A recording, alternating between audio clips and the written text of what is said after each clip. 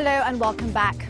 Tunisia is very image savvy. It plays up its proximity to Europe and it says to the West, hey, I'm one of you, I'm a liberal country. Well, it isn't. Zohair Latif continues his report, filmed undercover, on political oppression and corruption in Tunisia. In the absence of dialogue between opponents and the ruling government, one of the few possibilities is for them to meet in a department of the UN in Geneva. When you see how violently the Pacific protest, Islamic or not, has been repressed for 20 years, nothing justifies that these citizens cannot be given an equal lawsuit. I'm surprised that Sihem Ben Sedrin says the Ennahda movement is a moderate Islamic group and that he has got no relation with terrorism. I have a proof. The Ennahda movement did not until proved otherwise until now. Nothing was established that proved they used violence. And on the contrary, they suffered violence from the government.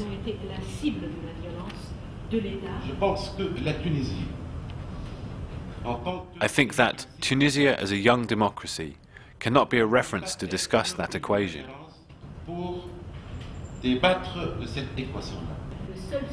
The only status by which we are bound to the state system is the status of suspects. This is a serious dysfunction in a state under the rule of law. Sihem, do you have such discussions in Tunisia sometimes? No, unfortunately you have to be abroad to have the chance to speak, to debate. We don't have enough discussion spaces, precisely, and today we are paying dearly for that lack of debate spaces, precisely through violent responses to the state violence.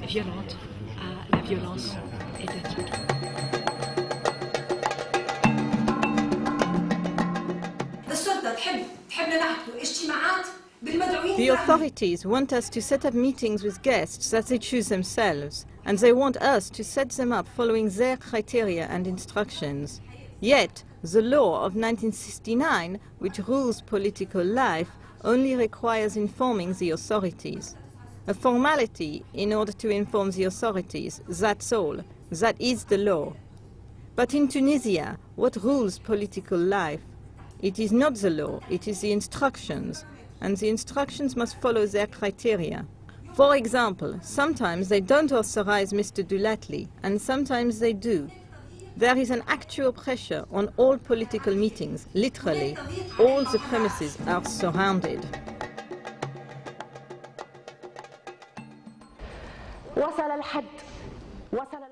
They managed to affect us as citizens and women, to harm our citizenship. They forbade us to travel, and that is very serious. It is serious because every citizen has got the right to travel, the right to leave the country freely. They forbade us because we're standing up for a just cause, because we defend a just cause, because we're the ones. We wanted to make our voices heard by our colleagues and let them judge us. But they absolutely forbade us. Moreover, we had personal and family problems when they forced us to work far away from our families, from our children, and it became very hard for us. It was really soul-destroying. So we are enduring many personal and family difficulties.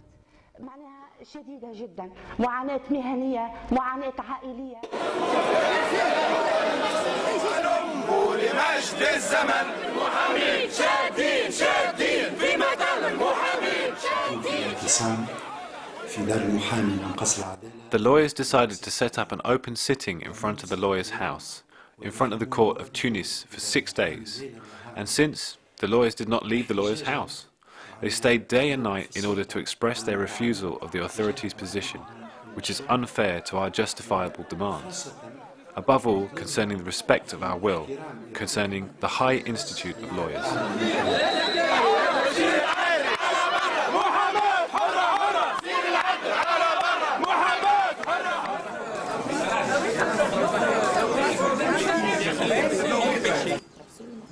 The Tunisians were prevented from coming to the 29th birthday of the League.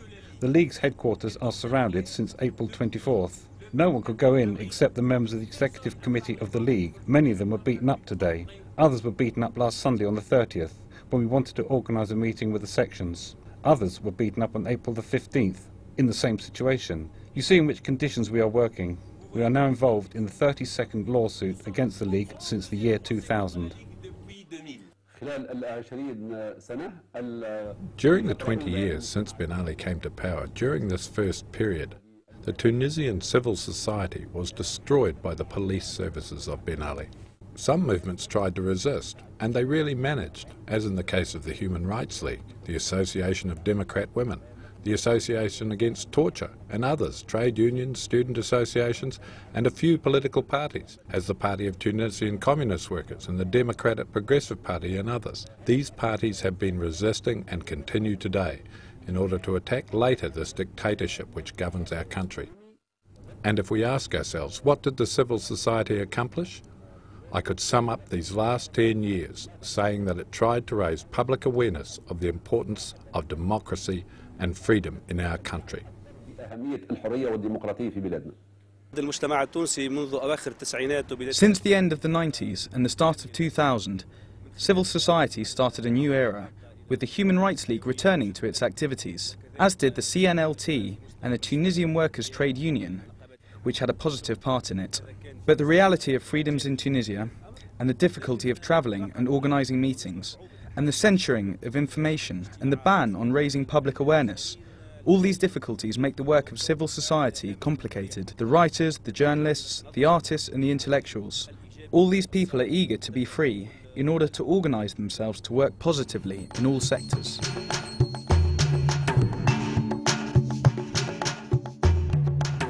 Our friends, independent human rights defenders in Tunisia, are really facing systematic violation of their right just to act as human rights defenders. Just figuring out that the Tunisian League for Human Rights is facing today something like 34 trials. 34 trials, not one, not two, 34. FIDH is very lucky with its long experience of working with its members from Tunisia, because they are very experienced. They've learnt a lot. They have been resisting so strong that FIDH does benefit their knowledge in many situations, and many of our friends from Tunisia do participate in international finding missions of FIDH worldwide, do get involved in advocacy issues in the UN, in the EU, in the League of Arab States on many different situations. The wall of silence that still has to be broken about Tunisia.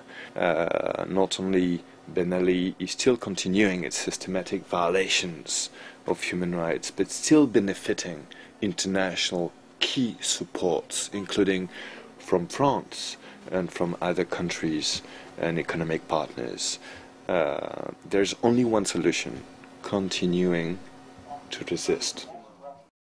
La société civile en Tunisie n'a pas connu de développement. The civil society wasn't seen to develop in Tunisia for a period of 20 years. However, you can make a judgment based on the number of authorised organisations operating legally in Tunisia. There are none. There is, within the Department of the Interior, an operation in charge of that, in the strictest sense of the word. The official line speaks of 7,000 associations in Tunisia. In fact, they're what we call truly government organisations. Les OVG, les organisations véritablement gouvernementales. L'exercice de la citoyenneté n'est pas effectif. The exercise of citizenship is not effective. It's simply an illusion. Of course, there are parliaments which work. There are parliament members who are elected.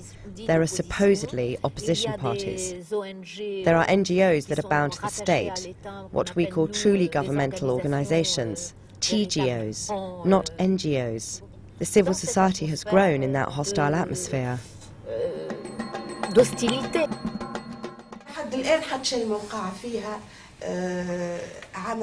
Until now, almost nothing was done. We all know the very difficult situation in which is the League, just as the other associations, as the Association Against Torture, the CNLT. Most of them were not given any legal status, and thanks to the effort given by the Tunisians in Tunisia and abroad.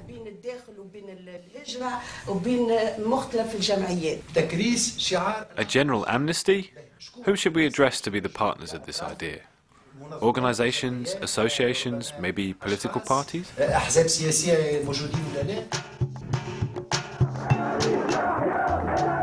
next election will be in 2009. Many Tunisians believe Ben Ali will run for power once again.